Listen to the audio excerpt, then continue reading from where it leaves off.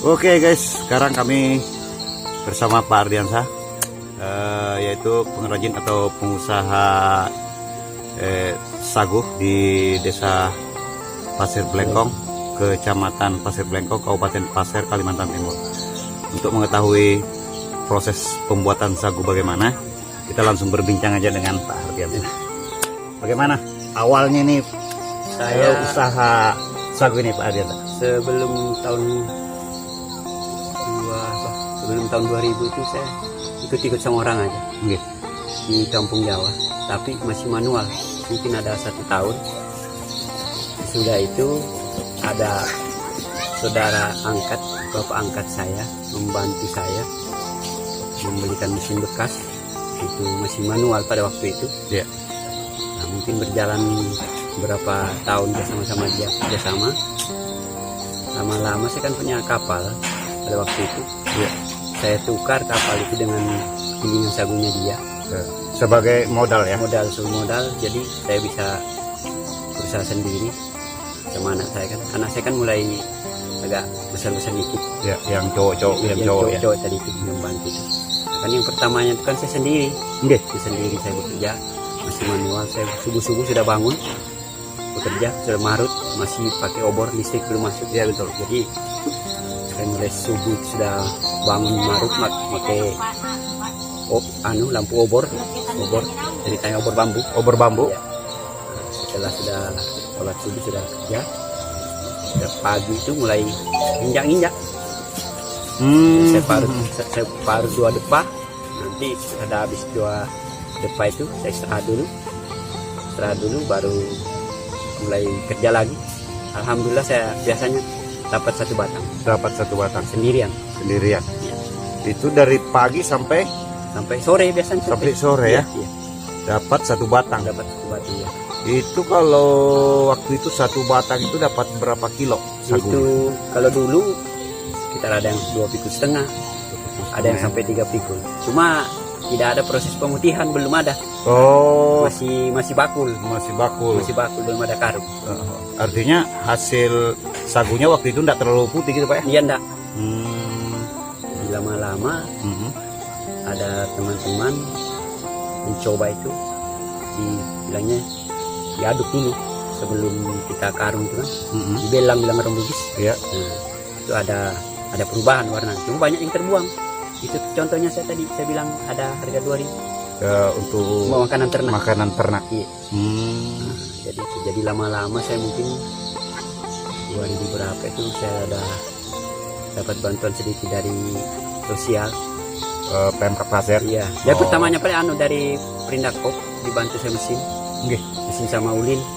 Maka saya banyak berterima kasih sama Perindakop karena saya sering dibantu. Iya. Memberi masukan. Saya pernah ikuti pelatihan MMT namanya kan. Oh iya. Kan dulu kan saya sering dibodohin orang. Iya. Nah, saya banyak belajar di situ. Alhamdulillah sekarang. Ya, pelatihan difasilitasi oleh Perindakop Kabupaten Pasir ya. Pasir. Makanya saya banyak berterima kasih sama Perindakop. Di situ banyak pengalaman yang saya dapatkan. Makanya saya bilang banyak berterima kasih. Pada waktu itu saya disarankan kalau Bapak nanti berhasil untuk saya setorkan naik haji. Alhamdulillah sudah saya terus. Alhamdulillah. Cuma panggilan aja belum. Iya. Makanya saya terus terang aja. Saya bilang sama anak saya, kerja ini harus kita modalnya jujur, kita tekun. Insya Allah berhasil. Pasti berhasil. Bapak mungkin tidak tanya masalah kebun sagu saya Iya. yang sudah ada 3 hektar punya sendiri. Jadi kebun untuk Kebun sagu sendiri sudah ada ya Pak? Sudah ada 3 hektar. 3 hektar Hasil dari sagu juga. Berarti sagu-sagu yang ada ini sebagian ada dari kebun sendiri sudah Pak ya? Kebanyakan kebun sendiri. Oh, dari kebun sendiri. Tapi saya alhamdulillah orang-orang yang sudah kenal saya itu kan saya tidak repot lagi mencari batangnya. Kan saya ditawarin. Dan itu pun banyak saya tolak karena tidak mampu sudah tenaga. Iya. Sekarang ini kan ada juga punya saya manual di lift sana. Manual masih injak ada anggota saya. Ada 3 orang. Nah kalau yang ini Pak, bagaimana cerita awalnya kok bisa yang desain seperti ini?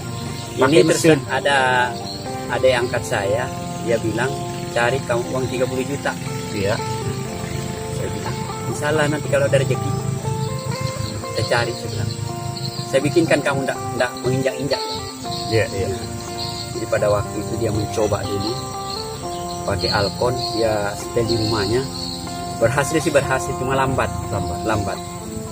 Makanya dia bikin lagi yang lain. Pada waktu itu kan dia ada dari sosial. Ini ringkas cerita ya. Iya, iya. Dari ada dari sosial, saya ditawarin. Karena kebetulan karena saya kan ketua RT juga di sini. Oh iya, iya. Saya bilang, Kak, kalau satu kelompok saya nggak bisa ngambil.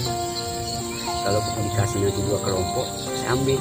Apa bilang orang? Karena saya pegang amanah. Iya, iya. Iya kan? Saya bilang kalau mau 2 kelompok saya ambil. Kalau bilang kelompok saya bisa ambil, nanti bilang apa sih Pak RT nggak perhatikan warga? Iya, iya, betul. Nah, kan, ya nanti dia saya bilang saya pulang dulu ke kantor. Besoknya ada lagi kembali bisa diusulkan nanti. Itu atas nama kelompok anak saya satu, namanya Padaidi. Artinya kan Sesama kita. Ya, sesama kita. Kalau banyak ada ponakan, ada yang angkat yang kerja di sini. Jadi mungkin kalau dari pemerintah bilangnya kenapa ini namanya Padaidi? Kenyataannya memang Padaidi yang Iya, iya, iya. kalau ada pemeriksaan saya enggak mau berbohong. Iya, iya, iya. Karena kenyataannya keluarga kita. Dan nomor 1 warga saya di sini kan saya ketua RT juga. Walaupun orang lain kalau baik sama saya anggap saudara. Gula darah. Oh. Makanya kalau pasar ada dia menjual sagu yang sudah menjadi, namanya Senolek di pasar itu. Dan ada di Gerogot ada warungnya Senolek, ngambilnya dari sini. Oh, dari sini ya? Iya. Oh, iya. Yang bikin kenari biasanya ngambil di sini. Iya, iya. Jadi kita ini ringkas cerita, makanya ada begini karena itu hari ada dibantu, ada mesin hari itu kan. Iya. Bilang ada angkat saya, berapa bisa dipakai sekali sini 3.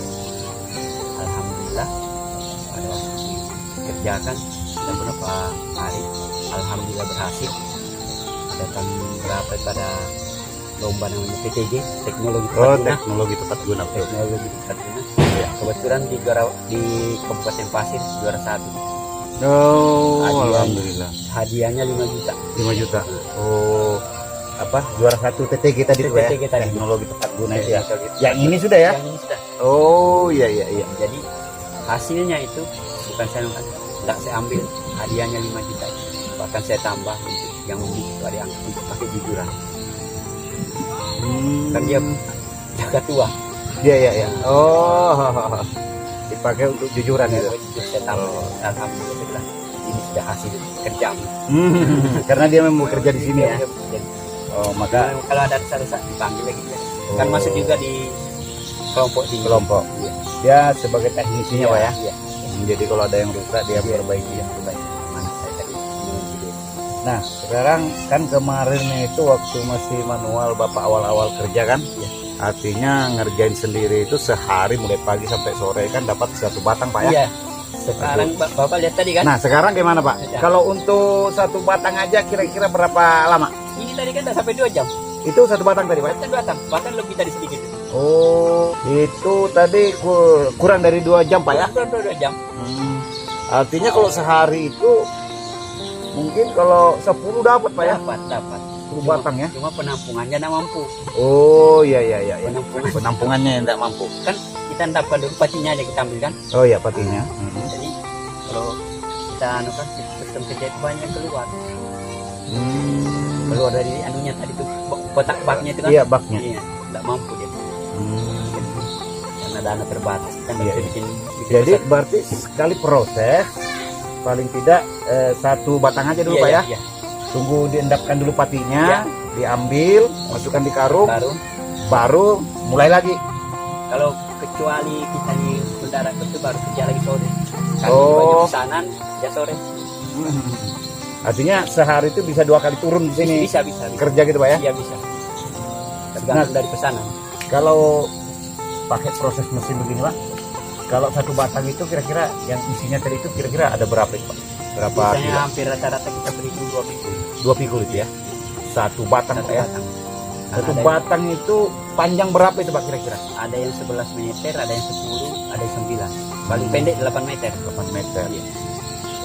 Jadi 2 pikul ini anggap panjang berapa itu, Pak? anggaplah 10 meter. 10 meter ya. Karena ada yang 11 biasanya.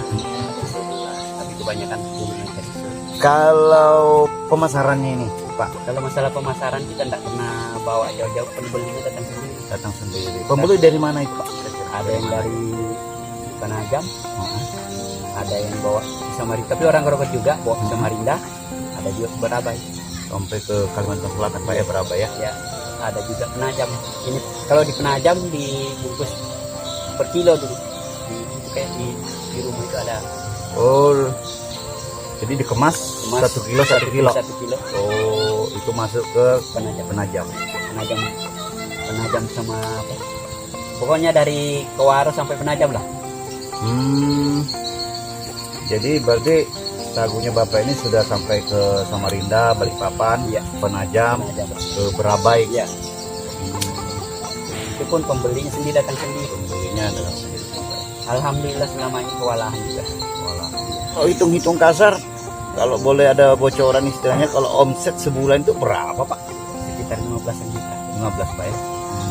Tadi bisa dijelaskan, Pak, pakannya 2 macam tadi itu. Harga-harganya? Sebetulnya ada 4 macam. Batangannya ini per meter saya jual 100.000. Oh, batangannya. Batangannya ini. Oh, khusus yang belum di Iya, ya, proses belum begitu, ya. pelondongan masih. Ya. Empas yang basah Rp1.000, yang sudah kering 1.500, yang sagu yang hitam tadi itu Yang hitam? 2.000. 2.000. Itu khusus untuk Makanan ternak, ternak. Pak ya. Ya. Nah, kalau yang dikirim tadi itu, Pak, itu pasarnya berapaan, Pak? Kalau Atau yang per karung gitu?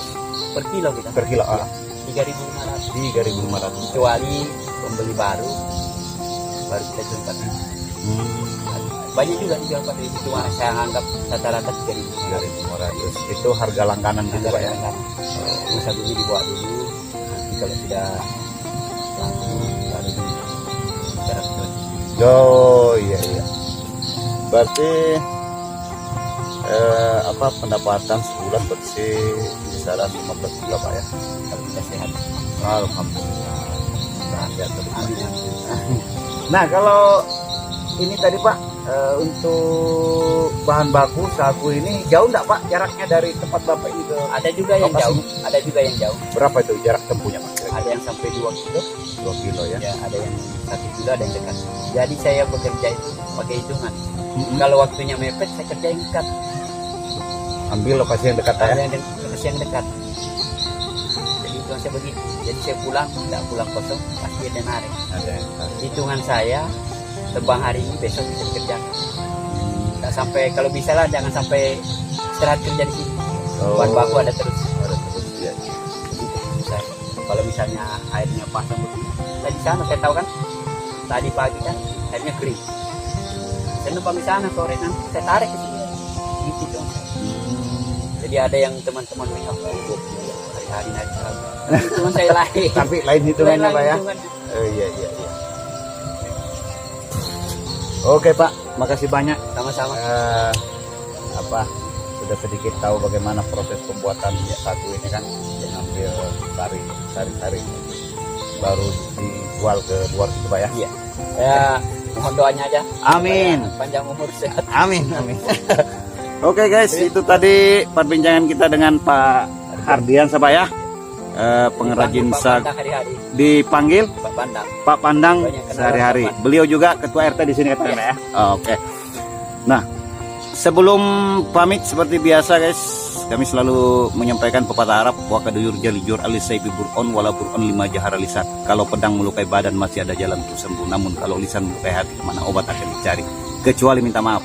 Assalamualaikum warahmatullahi wabarakatuh.